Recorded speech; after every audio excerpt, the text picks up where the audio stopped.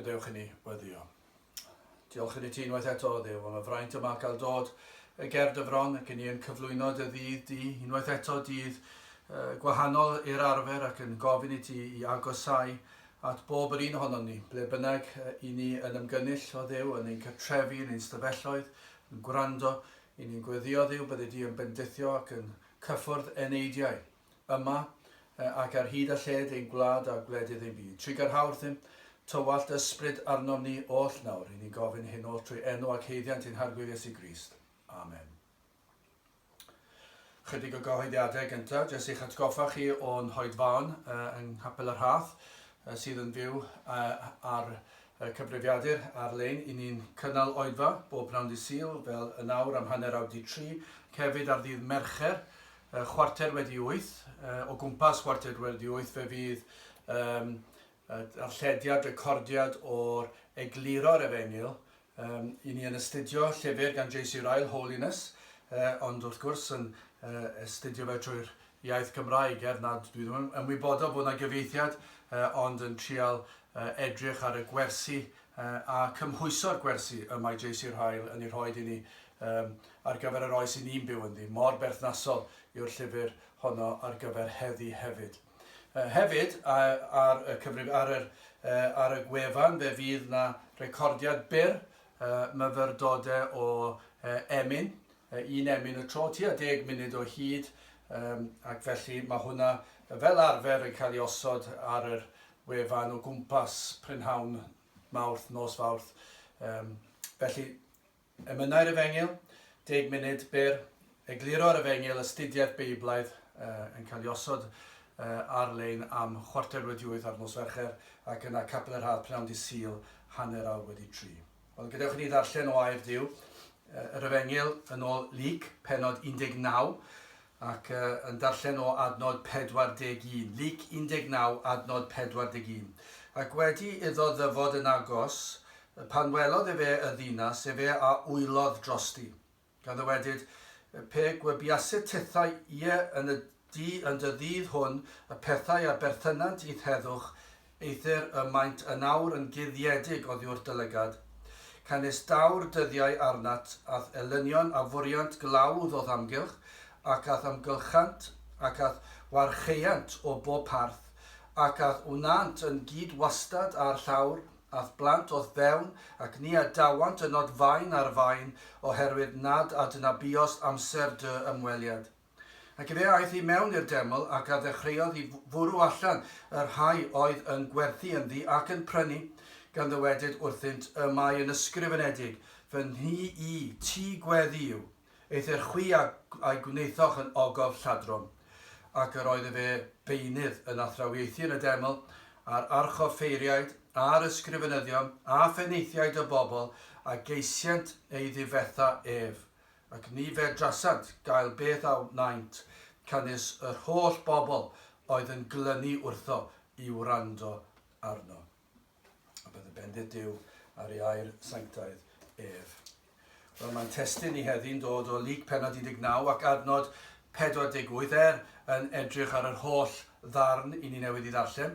Ond adnod 48 fel testyn, ac ni fe drasant gael beth a wnaint, canis yr holl bobl oedd yn glynu wrtho i wrando arno. Nawr, i bob gwas yr arglwydd, i bob pregethwr, tra yn paratoi ar gyfer y Sul o wythnos i wythnos, i ni yn gweddio ac yn gofyn i'r arglwydd am arweiniad i arwain i ni.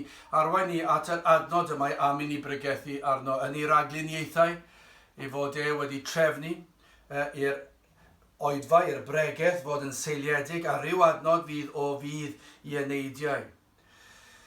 Ac mae'r arweiniad at adnod i bregethu amdano yn un i ni yn gofyn yn dair i'r arglwydd, yn wythnosol.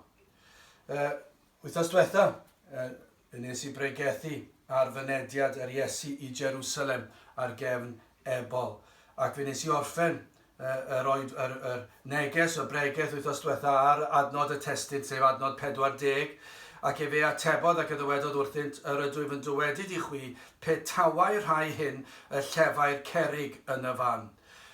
Ac eto, wrth edrych wythnos, i ni wythnos ymlaen ac wrth edrych yn ôl dros yr wythnos arall wedi mynd heibio, ac i ni dal heb weld arweinwyr gwledydd y byd yn troi at Dduw ac i ofyn am drigaredd. Dim hyd yn oed wedi gofyn y cwestiwn, ydy ni wedi gwneud rhywbeth o'i le. Dim hyd yn oed wedi crybwyll o Dduw byd drigarog wrthym. Y mae dyn yn llawn hyder ac falle yn dod i weld nad ydyn ni mor bwerus a hynny wedi'r cyfan. Ond eto, dal ddim cydnabyddiaeth o arglwyddiaeth Duw a pen arglwyddiaeth Duw.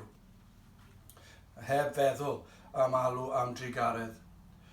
Ond yna, yn ystod yr wythnos yn fy narlleniadau dyddiol personol, fe ddes i at y benod hon eto ac yn darllen y darn wnaethon ni astudio wythnos diwetha, ac yna yn dod at y darn olaf o'r benod hon. Ac fe nes i weld bod y gymaint o wersi yno, gwersi am yr Iesu, am ei drigaredd, am yr Efengil, gwersi am gyflwr gwledydd y byd, ac hefyd gwersi am gyflwr yr eglwys heddi, ac hefyd pwysigrwydd ymateb yr unigolyn. Wel, yn gyntaf, hoffwn ni edrych ar y ddinas, yna yr eglwys ac yn drydedd yr unigolyn. Wel, gydewch chi ddarllen adnod 41 ymlaen. Ac wedi iddo ddyfod yn agos, pan welodd efe y ddinas, efe a wylo drosti, gan ddywedyd, pe gwybiasu titha, yn dy ddydd hwn, y pethau a berthynant i theddwch, eithir y maent yn awr yn guddiedig oddi wrth y lygaid. Canis dawr dyddiau arnat, a ddelynion a fwriant glawdd o ddamgylch, ac ath amgylchant, ac ath warcheiant o bob parth, ac ath wnant yn gyd wastad ar llawr, ath blant oedd fewn, ac ni adawant yn od fain ar fain, oherwydd nad adnabiost amser dy ymweliad. Dyna i chi ddarlun.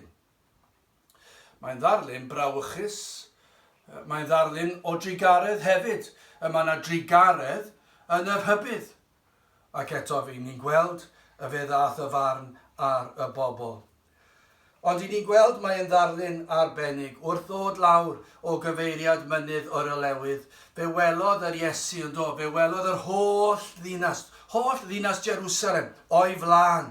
Fe agorodd e fyny fel petai. Allwch chi ddychmygu pan i chi'n mynd lan, dod lawr rhyw fryn, rhyw fynydd, ac yna'n troi rhyw gornel, ac yna yn sydyn iawn y mae'r olygfa i'w weld. Mae'n atgoffa fi o glywed fy nhad blynyddoedd yn ôl yn disgrifio'r cyfnod pan gafodd alwad i ddod i'r eglwys yng Nghaerdydd ac yn goffo gadael ardaloedd gwledig Cymru i ddod i ddinas fawr, prif ddinas Cymru, ac wrth iddo fe ddod yn bryderus achos dim wedi byw mewn fath le ac yn dod i le hefyd yn goffo pregethu yn y Saesneg a'r holl bethau yma yn corddi emosiwn oddi fewn. Ond mi'n cofio fe'n dweud iddo fe'n weld ac ysbyty Llandochau. Ac wrth iddo fe ddod nôl o'r ysbyty, chi sydd yn gyfarwydd â Chaerdydd a'r ysbyty ar gyrion Caerdydd ac yn dod lawr, mae yna lôn serth yn dod i lawr, ac wrth ddod i lawr, i chi'n gweld yr holl ddinas Caerdydd o'ch blaen. Chi'n troi rhyw gornel ac yna mae ei weld ac yn enwedig yn y nos y goleadau'r ddinas ac wrth gwrs mae hwn blynyddoedd yn ôl pan dath yng Nghad yn gyntaf i Gaerdydd ond fwy byth bellach heddi a goleadau yn fwy llachar ac yn gwasgaru yn bellach ac yn Lledaenach. Ond yr hyn dath drosto rhyw deimlad llethol wrth weld o ddod o rhyw bentre bach ac yna'n dod i ddinas fawr ac yn cael y baich drom yr holl bobl yna. Gymaint o bobl, colledig, heb Crist, heb obaith, ac yn teimlo'r baich yn drom am y ddinas ac yn meddwl, sut mae ymdopi, sut y mae cyrraedd yr holl bobl yma ac yna'n cael ei atgoffa o nerth yr arglwydd ac y bydd yr arglwydd yn dod ac yn rhoid y nerth angenrheidiol ar gyfer y dasg. Wel, rhywbeth tebyg dwi'n dychmygu fan hyn yr Iesu'n dod lawr o fynydd yr olewydd ac yn dod ac yn gweld y Jerusalem o'i flaen. A dyna beth welodd e. O flaen i lyged, fe welodd e o dinas fawr a'r holl bobl. Ac oedd e'n gallu teimlo'r faich yma drostynt a gweld effaith pechod arnynt. Ac yn gweld ei caledwch ac yna'n gweld yr holl gartrefi ac yna'n gweld yr holl ysblander, yr adeiladau mawreddog. Ond gwebi'r Iesu'r hyn oedd o'i blaenau. Roedd Iesu Grist yn gwybod bod dioddef mawr yn mynd i ddod o'i blaenau nhw y gormes. Byddai barn erchill yn dod arnyn. Mae'n disgrifio fe yn yr adnodau dwi newydd i ddarllen. Roedd e'n farn erchill. Oedd yn mynd i ddigwydd ymhen 20 mlynedd ac fe ddigwyddodd e'n do. Mae hanes yn adrodd yr ormes erchill, creulon, oedd yn ofnadw. A fe ddath ar Jerusalem, y farn anferthol yma. Ac roedd yn farn ar bobl Jerusalem yn sicr, oherwydd gwrthodiad yr Efengyl. O feddwl yr holl freintiau cawson nhw Jerusalem. Dychmygwch, yr holl freintiau gafodd Jerusalem, yr holl broffwydi anfonod Duw i'w bobl Israel. Ac yna yn Jerusalem ei hun, o'r effaith yr oedd neges y proffwydi. Y gair gafodd ei gyhoeddi, gair Duw yn cael ei rhoi iddyn nhw. Yn ei rhybuddio nhw, tro ar ôl tro, yn rhybuddio'r bobl ac yn egluro ffolineb ei ffyrdd yn dweud wrthyn nhw, peidiwch a dilyn llwybr eich hunan, peidiwch a dilyn llwybr crefydd deddfol, mae'n rhaid yn fod yn rhywbeth yn y galon, mi fyddai proffwydi wedi gliro hyn.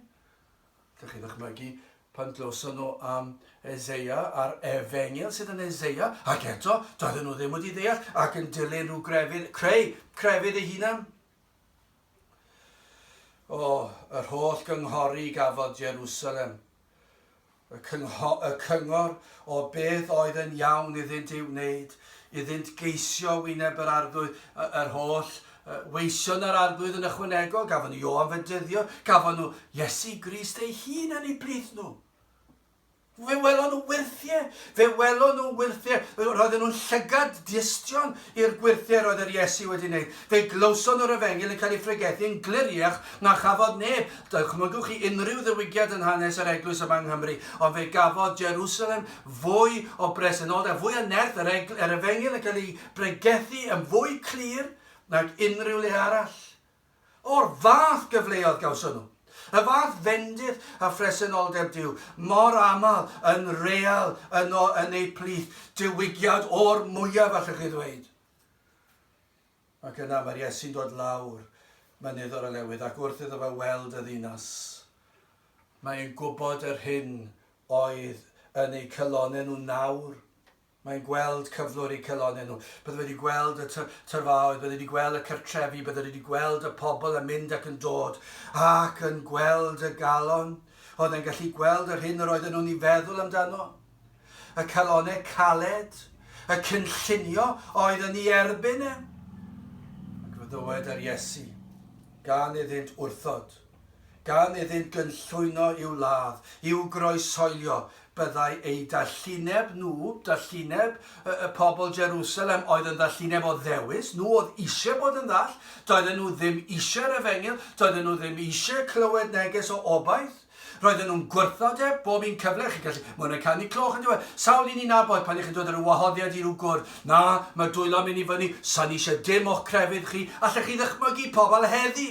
Hyd yn oed yn y dydd yma heddi yn dweud, dyma chi, gwrandwch, yn dod ac yn dod â'r Beibl mewn i heddi, mae eisiau ni fod yn ymarferol. Yr un math o agwedd, y darllineb ond pobl eisiau bod yn ddall, ddim eisiau clywed y neges.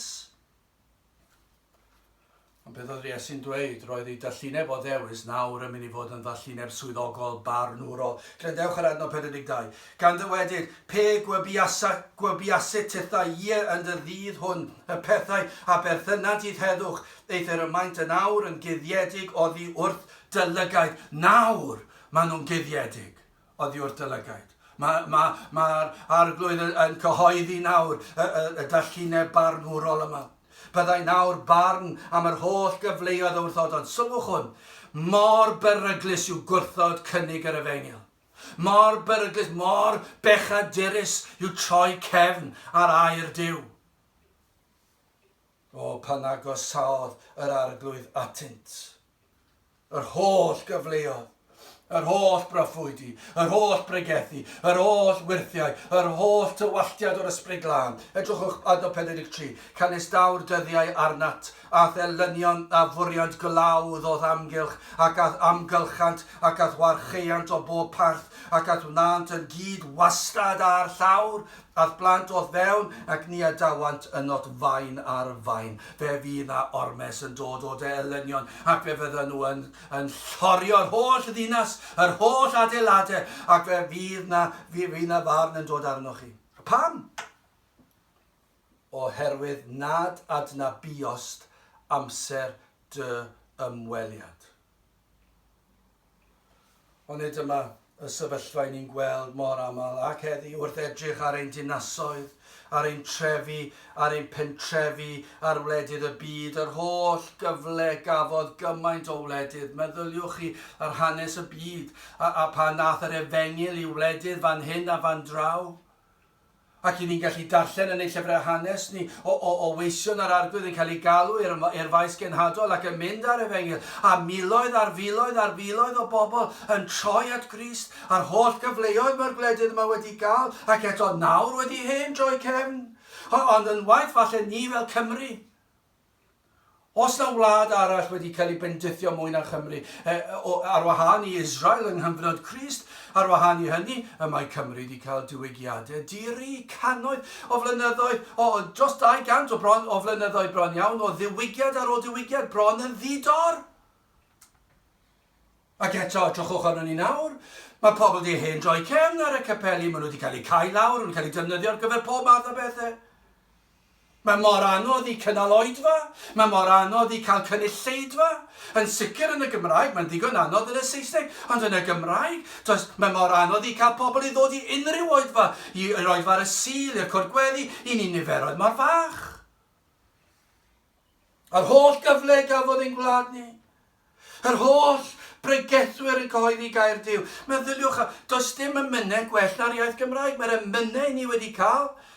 Mae'r arglwydd wedi codi gweision sydd wedi cyfansoddi yr emynau yma. Nid yn unig codi gweision i bregethu gair Duw, ond wedi codi gweision i gyfansoddi emynau. A'r emynau gorau. Allwch chi ddychmygu llawn profiad ysbrydol, llawn bendith Duw. Meddyliwch am y capeli cafodd ei codi.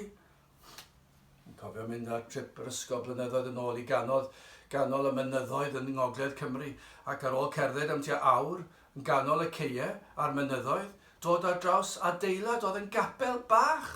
Ar gyfer gweithwyr oedd mewn rhyw ardaloedd felly ac yn anhygoel, meddwl, capel fyna, mae capeli gyda ni ym mhobman. Beth yw hwn? Tystio i'r ffaith bod Duw wedi'n bendithio ni, bod e wedi ymweld â ni, amser ymweliad, ac fe ymatebodd y bobl.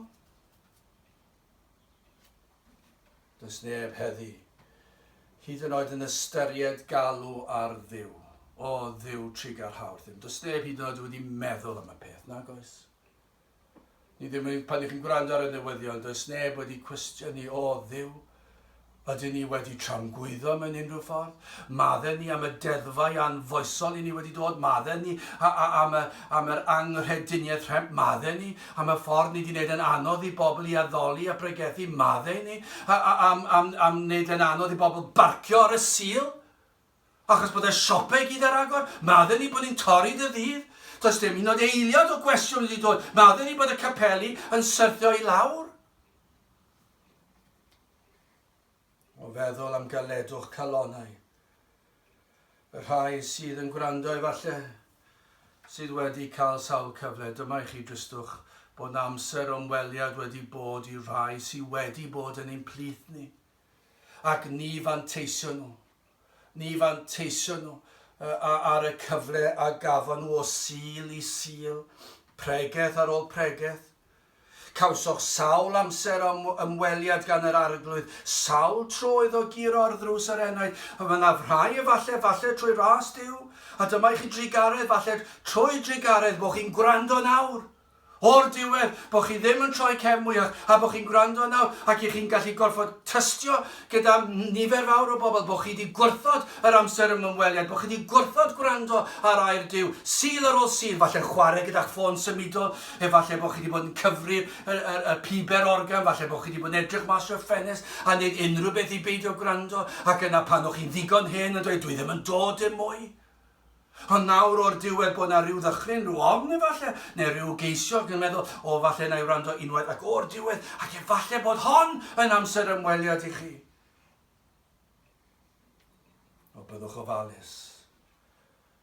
Achos nid chwarae bach yw gwrthod cyfle, pan mae'r efengyl yn cael ei ffrigethu, fe ddath Iesu Grist lawr o fynydd o'r olewydd, ac fe welodd holl Jerusalem oedd ei flaen, ac fe welodd cyflwr i cylonau nhw, fe welodd yr hyn yr oedden nhw'n bwriadu wneud iddo fe, ond hefyd oedd e'n gwybod fe ddaw barn am eich gwrthodiad chi o air Duw.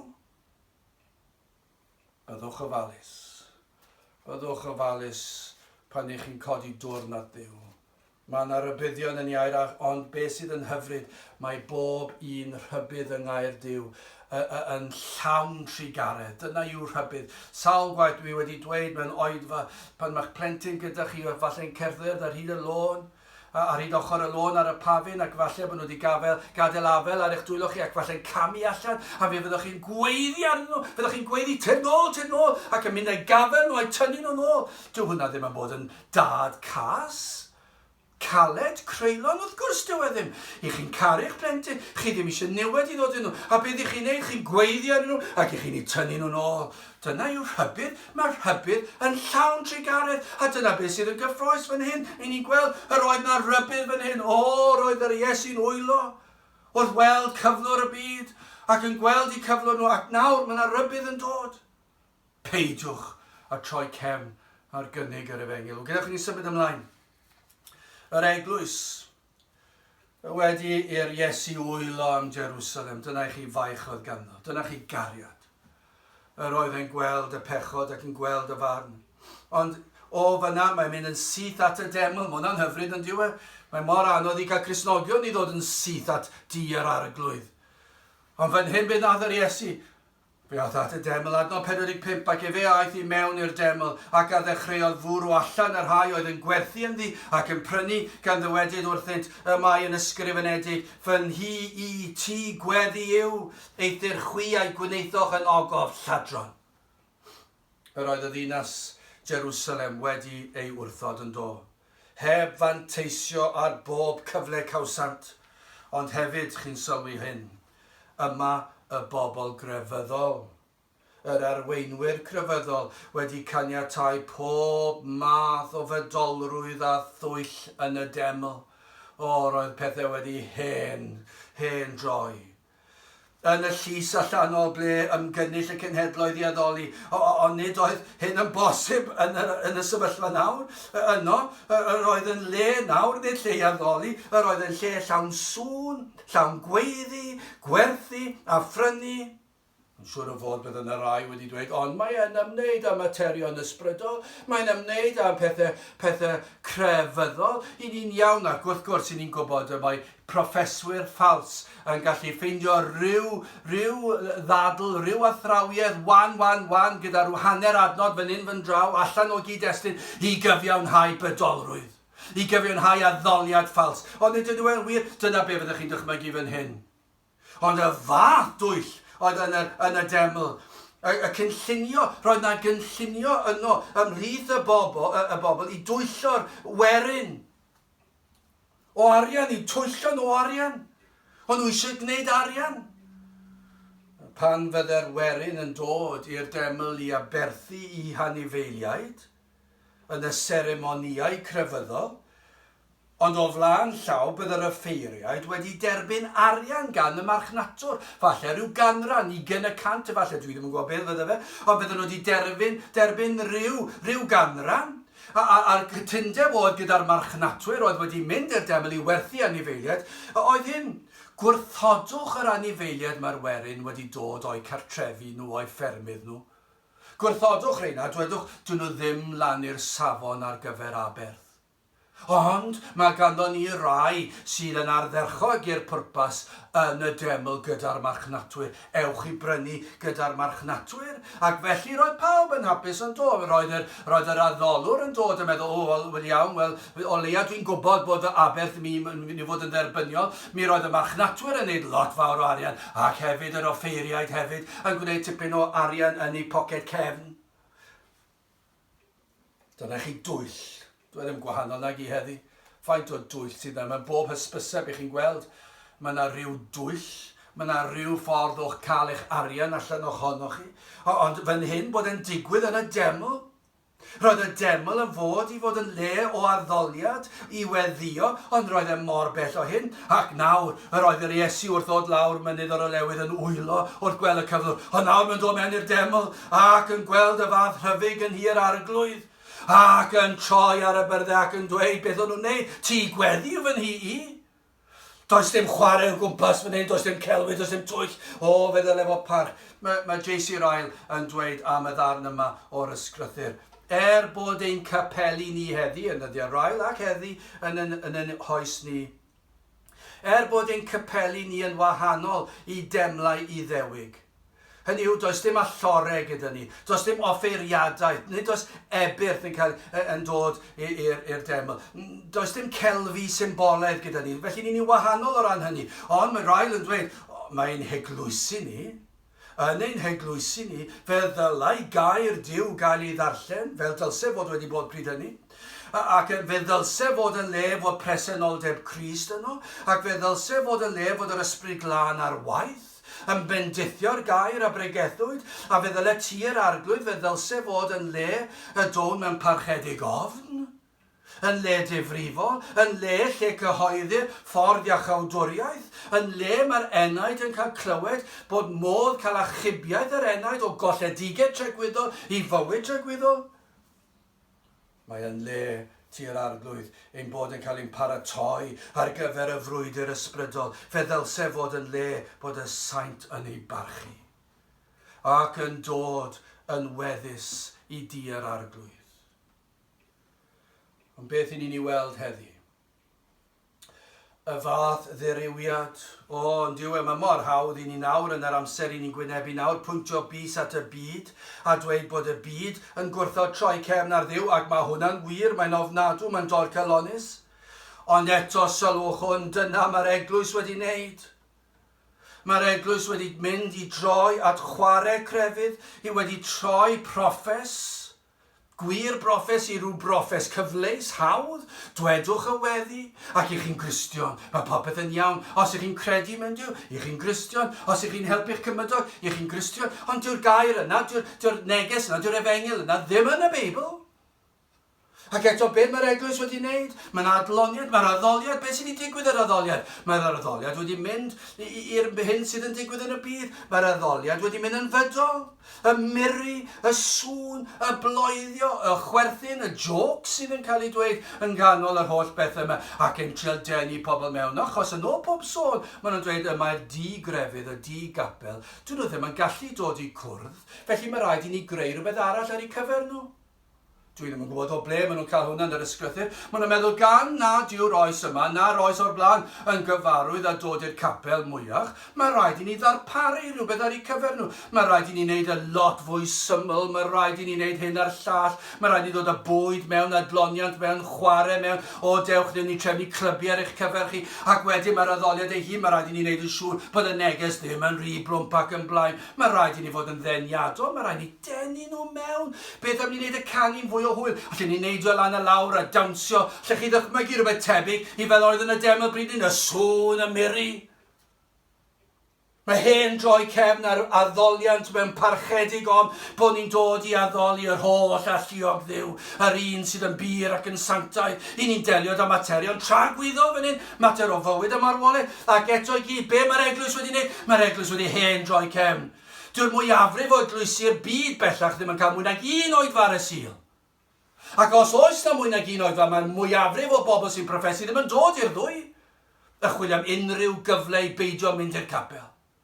Meddyliwch pan mae gair Duw yn cael ei phregethu yn eistedd gartref yn y tŷ. O, mae eisiau edifarhau yn does? Mae eisiau edifarhau y miri, y cerddoriaeth, y bandiau. Sawl capel sy'n dod â bandiau a'r offerynnau yma, a'r beat, a'r holl bethau yma, ac yn trial denu pobl ac yn mwynhau. Mae'n union fel yr oedd y pobl yn addoli Baal. Ac eto i gyd i ni'n dweud, o, i chi'n hen ffasiwn. Ond o, nad oes na rybydd yma. Mae'r eglwys wedi hen droi cefn ar air Duw. Ac o, na ddylai'r eglwys edifarhau. O, mae'n hen bryd i ni beidio pwynt o bys at y byd. Ac i ni ddweud, mae lle i ni edifarhau. Nad ydyn ni wedi bod fel ag y dylsyn ni fod. Nad ydyn ni wedi geisio fe fel ag y dylsyn ni geisio fe. Ond nid yw pobl yn mynychu'r cwrdd, hyd yn oed, nid yn unig os ydyn nhw'n dod yn y lle cyntaf, ni'n cael yn anodd i gael pobl sy'n profesu i ddod i'r cwrdd. Ac os ydyn nhw'n dod unwaith, i ni ddiolchgar, dwywaith, tair gwaith, mae bron yn anhygoel i feddwl y peth. Ac yna pa maen nhw'n dod, sut maen nhw wedi dod? Maen nhw'n dod yn gwisgo rywsut. Fel petai nhw'n mynd i'r parc neu lan y môr. Mae popeth wedi dirywio'n diwe. Dydy ni nawr ddim yn rhoi o'n gorau i'r arglwydd ar ei ddydd. Dydyn ni ddim yn dweud, dwi'n mynd i ddod mewn rhyw barchedig ofn. Dwi ddim yn mynd i baratoi fy hunan, dwi'n mynd i ddod yn dawel. O, byddai rhai yn dweud, o, dyw'r wisg allanol ddim yn bwysig. O, chi'n gwybod beth, mae popeth allanol yn adlewyrchiad o'r hyn sydd yn y galon. Ac mae'n dangos nad ydyn ni eisiau rhoi y gorau i Dduw. Dyma beth ni eisiau bod wedi ymsancteiddio, wedi'n gwahanu o bethau'r byd. I ni'n wahanol os yn Gristnogion, i ni'n wahanol i'r byd, ac i ni'n addoli'n wahanol. Hyd yn oed gyda'n cyfieithiadau i'r Beibl. O, sut i ni'n gweld hyn dros y degawdau diwetha, pobl wedi cyfieithu gair Duw ac yn cael gwared ar rhai pethau dydyn nhw ddim yn hoffi. Mae'r parchedig ofn wedi mynd, dyn nhw ddim yn mynd nôl at y gwreiddiol, maen nhw'n newid pethau i'w siwtio'u safbwyntio nhw'n meddwl, mae'r oes wedi newid, o, mae yna le i edifarhau yn does. Dim syndod i Crist ymateb fel ac y gwnaeth yn y deml. Ond nid oes gennym ni le i wylo dros ein gwledydd a thros ein capeli ni. Dyna chi gyflwr y mae'r wlad wedi mynd iddi. Mae'n druenus yn diwe. O, na fydde Duw yn trigarhau. Mae'n rhoi rhybydd fan hyn i ni yn ei air. Dyma chi gyfle i ni fel i blant i edifarhau ac i droi nôl a beth ddylsyn ni fod. Wel, yn olaf, gadewch ni symud ymlaen, yr unigolyn, adnod 47 a 48, ac yr oedd fe beunydd yn athrawieithu yn y deml ar archoffeiriaid, ar ysgrifenyddion a pheneithiaid y bobl, a geisiant ei ddifethaif. Ac ni fe drasant gael beth awnaint, canis yr holl bobl oedd yn glynu wrtho i wrando. Dyna i chi ymateb. Yr oedd yr Iesu yno yn y deml yn dysgu'r bobl yn ddyddiol. Yn dysgu am ffordd a chawdwriaeth, dychmygwch y presenoldeb dwyfol oedd yno yn Jerusalem. Dyddiau yn unig oedd, llai nag wythnos cyn y byddai'r Iesu yn cael ei groesoelio pan y byddai'n talu'r pris am ryddid pechaduriaid. Ac yn cyflawni'r hyn a ddath i'w wneud. Dwi'n mynd dyddiau ar ôl cyn i hynny ddigwydd. Yr hyn y cynllunio'r byd cyn lledu'r nefoedd wen. Yr oedd ffordd a chybiaeth yr enaid a'r fin yn mynd i cael ei selio yno ar y groes. Ac yno nawr yr oedd yn y deml yn dysgu'r bobl, ac yn dysgu'r bobl mae fe oedd y ffordd, y gwirionedd a'r bywyd, yr oedd yn dweud un crefydd sydd. I ni'n byw mewn oes sydd yn holl gynhwysol. Roedd y Beibl ac roedd Iesu Grist o'r dechrau i'r diwedd yn dweud un ffordd sydd, a'r ffordd hwnna yw Iesu Grist. Mae fe yw'r ffordd, y gwirionedd a'r bywyd. Os ych chi eisiau gwirionedd, ewch at Grist. Os ych chi eisiau bywyd ysbrydol a bywyd trygwyddol, ewch at Grist. Os ych chi eisiau ffeindio'r ffordd i'r nefoedd, ewch at Grist. A dyna beth oedd yn dysgu yn y deml. Nad oedd ffordd arall. Nad oedd crefydd arall, rhaid oedd dod trwyddo ef, mae fe a gyflawnodd y gyfraith yn ei lle ni. Mae fe byddai'n derbyn y gosb ar y groes, mae fe byddai'n concro'r bedd a phechod trwy atgyfodi'r trydydd dydd. Tra oedd yn dysgu yn y deml. Dyma beth sy'n anhygoel, tra oedd yn egluro'r proffwydi ac yn dweud am yr hyn oedd i ddod. Byddai ei elynion yn cynllwynio yn ei erbyn. Sut gallasant ei laddef? roedd yna gymaint o atgasau at y gwirionedd, at y glân, at y pyr. Ond sylwch, anodd oedd i'w elynion bryd hynny i ddal yr Iesu ac i'w laddau y pryd honno. Un rheswm am hynny yw nad oedd yr amser eto wedi cyrraedd. Yr amser a drefnwyd gan Dduw i'w groeshoelio. Felly doedden nhw ddim yn gallu pryd hynny ar y dydd honno, doedden nhw ddim yn gallu groeshoelio fe, doedd yr amser ddim wedi dod, ond hefyd, roedd ofn y bobl ar yr arweinwyr crefyddol, yr oedd y bobl am wrando ar yr Iesu. Dychmygwch hynny. I ni wedi bod o sil i sil yn ceisio cynnal oedfan. Ond mae yna nesa at neb sydd â diddordeb yn ein dinas ni yma yng Nghaerdydd i ddod i oedfa prynhawn sil i wrando ar yr Efengyl. Cynulleidfa fach. Llawer iawn gall ddod. Ond dim awydd dod. Dim prynhawn sil. Dwi eisiau cysgu. Dwi eisiau rhoi'n rhad fyny. Dwi eisiau mynd i wylio'r pêl-droed. Dwi eisiau gwylio'r rygbi, dwi eisiau mynd i siopa, dwi eisiau mynd i'r trath, a hyn allan, dwi ddim yn mynd i wrando ar air Duw ar ei ddiddau. Mae mor anodd yn diwedd, miloedd o Gymru, eto dim awydd. Ond sylwch, pan fod yr arglwydd ar waith, a dyma yw diwygiadau ein cenedl ni. Hanes ein gwlad yw troi cefn ar Dduw ac yna Duw yn tywallt ei ysbryd ac yna'r bobl. Mae mor wahanol, canes yr holl bobl oedd yn glynu wrtho i wrando. Dyna chi wahaniaeth. Pa mae'r arglwydd ar waith, yr holl bobl yn glynu wrtho i wrando. Hynny yw, nid gwrando yw'r gair fan hyn ar ben ei hunan. Nid gwrando ffwrdd â hi sydd fan hyn. Nid canolbwyntio un eiliad yna breuddwydio'r eiliad nesaf. Nid setlo i gysgu pan fod y bregeth ar ddechrau. Ond mae e fel petaint yn hongian ar bob gair, dwedodd yr Iesu. Yn rhoi ei holl sylw iddo, yn gwybod mae hwn yn fater o fywyd a marwolaeth. Be sydd gan hwn i ddweud? Mae hwn yn fab Duw y Meseia. Mae'n rhaid i ni wrando. Efallai nad yw arweinwyr ein gwledydd ni yn gweld pwysigrwydd troi at Duw. I alw arno am drigaredd. Efallai nad yw arweinwyr crefyddol y byd wedi dechrau meddwl a ddylsyn ni droi at Duw a gofyn, ydyn ni wedi tramgwyddo. Falle bod na ddim yn digwydd chwaith. Efallai nad ydynt wedi gweld trigaredd Duw ar waith heddi. Mae trigaredd Duw ar waith ond diwe. Mae bob rhybydd yn llawn trigaredd. Trowch ata fi. Bod e'n rhoi cyfle arall i droi ato. Ond na fydd y bobl felly yn gwrando heddi, fel sydd fan hyn, canes yr holl bobl oedd yn glynu wrtho i wrando. Efallai y cawn weld cyfnod, pan fod pobl ein gwlad ni a gwledydd y byd yn troi at Dduw. Yn gweld fod yr arglwydd yn ei drigaredd yn rhoi un cyfle arall. Efallai chi'n bersonol, efallai bod chi wedi troi cefn. Dro ar ôl tro, efallai wedi gwrthod y fagwraeth cawsoch chi, efallai bod yna rhywun sydd yn gwrando o'r diwedd. Efallai bod blynyddoedd wedi mynd bellach ers i chi glywed pregethu'r Efengyl. Ac bod chi wedi troi cefn sawl gwaith, hyd yn oed wedi gysau hyd yn oed wedi rhyfygu yn ei erbyn Ond sylwch, mae yna un cyfle arall. Oherwydd nad adnabios amser dymweliad, efallai bod hwnna fel rhybydd, efallai bod yna amser ymweliad nawr eto. Efallai y tro yma oherwydd trigaredd Duw ei fod yn ymweld â chi yn bersonol unwaith eto.